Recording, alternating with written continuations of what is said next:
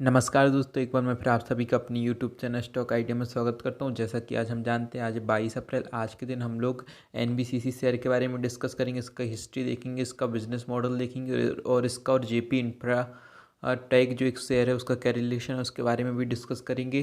तो चलिए अब इन्फॉर्मेशन देख लेते हैं। कंपनी की फाउंडेड हुई थी 1960 में as a government of India civil engineering enterprises, और इसका जो हेडक्वार्टर है वो है दिल्ली में, और ये होल्ड की है स्टेटस ऑफ नवरत्न सीपीएस, और ये इमर्ज हो रही है अपने सेक्टर की, कंस्ट्रक्शन सेक्टर की, एज अ लीडर, क्योंकि इसके पास जो capabilities, innovative approaches, adherence to higher standard of quality and timely delivery and व डेलिकेटेड वर्कफोर्स। चलिए अब इंफॉर्मेशन देख लिया हम लोग ने एनवीसीसी के बारे में। अब इसका बिजनेस मॉडल को समझ लेते हैं। तो चलिए देखते हैं। जो एनवीसीसी है वो अपने मेनली 3 सेक्टर में काम करती है। अब इसका जो पहले सेगमेंट देख लेते हैं वो है पीएमसी, प्रोजेक्ट मैनेजमेंट कंसल्टेंसी। ये करता क्या है? ये एग्जीक्यूट करता है लैंडमार्क प्रोजेक्ट को विभिन्न सेक्टर में, डाइवर्सिफाइड सेक्टर्स में, और ये करता है रीडेवलपिंग प्रोजेक्ट फॉर द गवर्नमेंट, मतलब गवर्नमेंट के लिए पुनर्निर्माण का प्रोजेक्ट करता है। दूसरे सेगमेंट की बात कर लेते हैं, वो है ईपीसी। ये करता क्या है? ये करता है वर्क इन द नीचे मार्केट एंड कंस्ट्रक्शन,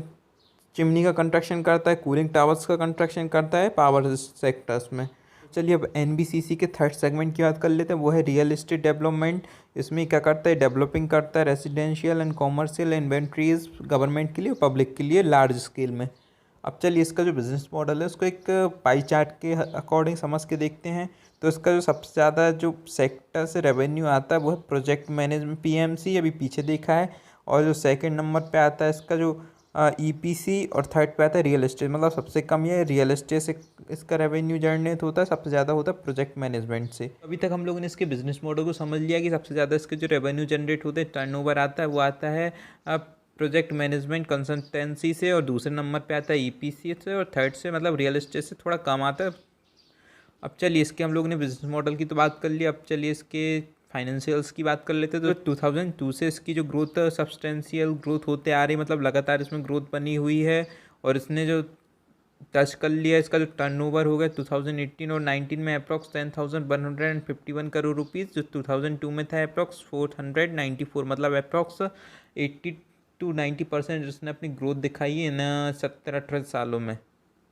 अब चलिए इसकी कंपनी की परफॉर्मेंस समझ लेते हैं। जो इसका टर्नओवर है 2002 से लेकर 2019 तक, उसको समझ लेते हैं। हमने पीछे ही देख लिया, जो उसका 2002 में टर्नओवर था अप्रॉक्स 400 करोड़ रुपीज़, और 2019 में हो गया था अप्रॉक्स 10,000 करोड़ रुपीज़। तो देख सकते हैं इसका ईयर ऑन ईयर इसका जो टर्नओवर है उसमें हम लोग को ग्रोथ ही देखने को मिली है, और पिछले साल की अपेक्षा इसके टर्नओवर में अप्रॉक्स 20 to 30% की ग्रोथ देखने को मिली है हम लोग को।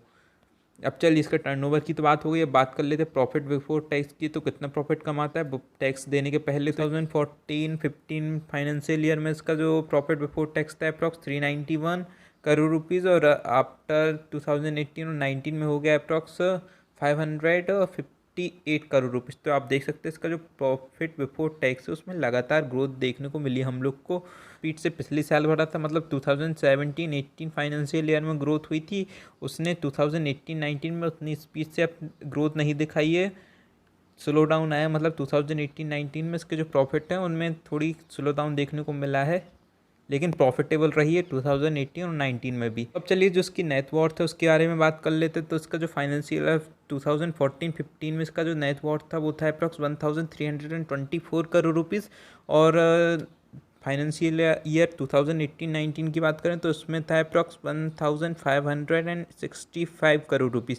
तो आप देख सकते हो जो इसकी नेट वॉर्थ है उसमें फाइनेंशियल ईयर 2014 से लेकर 17-18 तक तो ग्रोथ देखने को मिली, लेकिन 17-18 से इसके जो नेट वॉर्थ है उसमें थोड़ी कमी देखने को मिली हम लोग को। तो ये इसका निगेटिव पॉइंट हो सकता है। तो चलिए अब आगे समझ लेते हैं। जो इसके रेवेन्यू फ्रॉम ऑपरेशंस की बात करें तो जो हमने पीछे ही देख ली इसके 3 सेगमेंट है, उसकी रेवेन्यू की बात करें तीनों के मिला के, तो इसके जो फाइनेंशियल ईयर 2014-15 में इसके जो रेवेन्यू थे वो थे अप्रॉक्स 5,662 करोड़ रुपीज़, जो कि 2018-19 में हो गए अप्रॉक्स 6,245 करोड़ रुपीज़।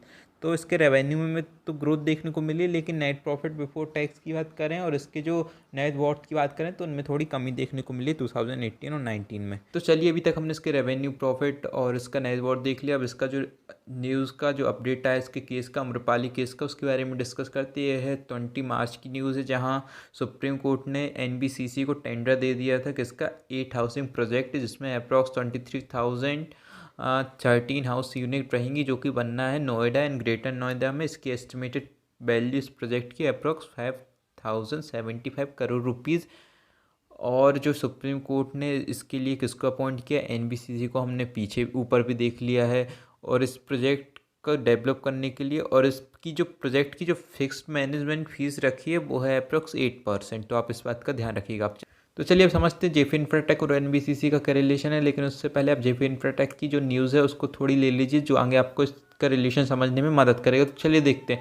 जो जेपी इंफ्राटेक है वो इंसॉल्वेंसी प्रोसेस में गया था अगस्त 2017 में, और दिसंबर 2018 में जो COC कमिटी ऑफ क्रेडिटर्स ने है वोटिंग से NBCC को इसको एक्वायर करने के लिए चुन लिया था, जिसको NBCC को वोटिंग मिली थी अप्रॉक्स 97.37 वोट मिली थी। और इसके अपोजिट में था, मतलब NBCC था एक तो इसको एक्वायर करने के लिए, और दूसरा था सुरक्षा रियाल्टी। मतलब सुरक्षा रियाल्टी को मात्र 2 से 3% की वोटिंग मिली थी COC की, और बाकी सभी वोटिंग गई थी NBCC की, जिसके कारण से जो जेपी इंफ्राटेक है उसको NBCC ने एक्वायर कर लिया। तो चलिए अब डिटेल में समझते हैं इनके बीच में क्या रिलेशन है। तो चलिए समझते पहले जेपी इंफ्राटेक इंसॉल्वेंसी की प्रोसेस में कैसे गया। ये गया है जो IDBI बैंक है उसने इस प्रोसेस को इनिशिएट किया था। बाद में जो COC है इसने 2 बिड को रिजेक्ट कर दिया, जो बिड आई थी जेपी इंफ्राटेक को एक्वायर करने के लिए। बाद में रिवाइज बिड हुई जिसमें NBCC ने बिड किया और इसकी बिड को अप्रूवल मिल गया। हमने पीछे भी देख लिया ये बिड किसके द्वारा अप्रूव हुई थी, वोटिंग के द्वारा। इसको अप्रॉक्स 97% की वोटिंग मिली थी। अभी तक हम लोग ने समझ लिया कि जो जेपी इंफ्राटेक है वो इंसॉल्वेंसी की प्रोसेस में कैसी है, और जो NBCC की बिड है वो अप्रूव कैसी हुई। अब आगे समझते हैं। जो इलाहाबाद ब्रांच है NCLT की, उसने भी ओके कर दिया था NBCC की बिड को जेपी इंफ्राटेक को एक्वायर करने के लिए। और जो पेरेंट्स कंपनी जयप्रकाश एसोसिएशन, उसने 750 करोड़ डिपॉजिट किए थे सुप्रीम कोर्ट में। तो जो डिपॉजिट की गई अमाउंट 750 करोड़ अब वो पार्ट हो जाएगा इस रेजोल्यूशन प्लान का। मतलब ये जो 750 करोड़ रुपीज़ है ना, ये आ जाएंगे अब NBCC के पास। और अब आगे समझते हैं रेजोल्यूशन प्लान है कैसा। तो चलिए समझते हैं। तो आप समझते जो NBCC है उसने इसको एक्वायर करने के लिए क्या क्या कंडीशन, मतलब क्या क्या ऑफर दिए थे जिससे इसको एक्वायर के लिए अप्रूवल मिल गया। तो चलिए देखते हैं। जो NBCC है इसने बोला था कि ये जो प्रोजेक्ट ड्यू है किसके, जेपी इंफ्राटेक के, अबाउट 20,000 फ्लैट इनकम्प्लीट है नोएडा में, उसको ये कंप्लीट करेगा इस प्रोजेक्ट को 3.5 ईयर्स में। मतलब 3.5 साल में इस प्रोजेक्ट को कंप्लीट करेगा। नोएडा में अप्रॉक्स 20,000 फ्लैट को बनाएगा NBCC। और इसने ऑफर किए अप्रॉक्स 1,526 एकर्स लैंड किसको, लैंडर्स को, एज अ लैंड डेब्ट स्वैप। मतलब ऊपर देखिए आप, जो लैंडर्स थे उनने क्लेम किया था जेपी इंफ्राटेक के ऊपर अप्रॉक्स 9,783 करोड़ रुपीज़ का। तो इन लैंडर्स को NBCC ने ऑफर दे दिया था किसका, 1,526 एकड़ देगी ये NBCC लैंडर्स को इन रुपीज़ के बदले, जो कि जेपी इंफ्राटेक ने लिए थे। और हाँ, जो NBCC है उसने एक और कंडीशन रखी थी कि लोन लेगी अप्रॉक्स कितने का, 2,500 करोड़ रुपीज़ का इस प्रोजेक्ट के लिए, इस प्रोजेक्ट को कंप्लीट करने के लिए, जो कि जेपी इंफ्राटेक ने पहले लिया था। अभी रिलेशन के बारे में तो डिस्कशन कर लिया। अब चलिए इसके वैल्यूएशन के बारे में डिस्कशन कर लेते हैं। इसका जो मार्केट कैप है अप्रॉक्स 3,978 करोड़ रुपीज़ का है। डिविडेंड यील्ड की बात करें, अच्छी खासी डिविडेंड यील्ड है, अप्रॉक्स 3% की इसकी डिविडेंड यील्ड है। फेस वैल्यू की बात करें, 1 रुपीज़ इसकी फेस वैल्यू है। वही PE की बात करें तो इसकी PE है अप्रॉक्स 21.67, वही इंडस्ट्री के 14.55। और अर्निंग पर शेयर की बात करें तो EPS इसका अप्रॉक्स 1.02। और पुट कॉल रेशियो की बात करें तो ये है अप्रॉक्स 21.25। और इसकी प्राइस टू बुक रेशियो की बात करें ये है अप्रॉक्स 2.54, मतलब 2.5 गुना है इसकी प्राइस टू बुक रेशियो। वहीं बुक वैल्यू की बात करें तो इसकी बुक वैल्यू है 8.69 रुपीज़। अब चलिए इसका बोरिंग्स की बात कर लेते हैं। तो मार्च 2018 से लेकर मार्च 2019 तक बोरिंग बता रहा 0%, मतलब कुछ इसके पास बोरिंग नहीं है, मतलब कुछ इसने कर्जा नहीं लिया है। तो चलिए ये तो इसके लिए बहुत अच्छी बात है इसके इन्वेस्टर्स के लिए। अब चलिए आज के सेशन के बारे में डिस्कशन कर लेते हैं। तो आज इसका जो लास्ट ट्रेडिंग प्राइस था अप्रॉक्स 21.95 रुपीज़ था और इसका जो आज इसमें अप्रॉक्स 1.86% का अप देखा गया है, वहीं 0.4 रुपीज़ का इसमें अप देखा गया है। वहीं आज की ओपन की बात करें तो अप्रॉक्स 21.50 रुपीज़ पे ओपन हुआ था। हाई की बात करें तो उसने 22.45 रुपीज़ का हाई बनाया था। लो की बात करें तो अप्रॉक्स 21.05 रुपीज़ का इसने लो बनाया था। वहीं इसकी डिलीवरी जो क्वांटिटी ट्रेड हुई इसकी बात करें तो अप्रॉक्स 50,74,000 क्वांटिटी ट्रेड हुई और डिलीवरेबल क्वांटिटी की बात करें तो 18 लाख क्वांटिटी डिलीवरी में ली गई है लोगों ने। और डिलीवरी परसेंटेज की बात करें तो अप्रॉक्स 36.22% जो डिलीवरी में ली गई, ये तो बहुत अच्छा परसेंटेज है। मतलब लोग अभी इसमें इंटरेस्ट दिखा रहे हैं, इसकी वैल्यू लोगों को फेयर लग रही है।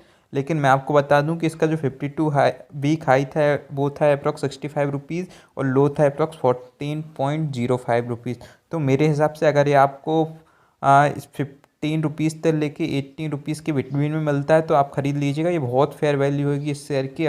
और चलिए अगर आप इस चैनल पर नए हैं तो इसको सब्सक्राइब कर दीजिएगा, वीडियो अच्छी लगी तो इसको लाइक कर दीजिएगा और जो भी प्रॉब्लम है आप कमेंट करके हमसे पूछ सकते हैं। धन्यवाद।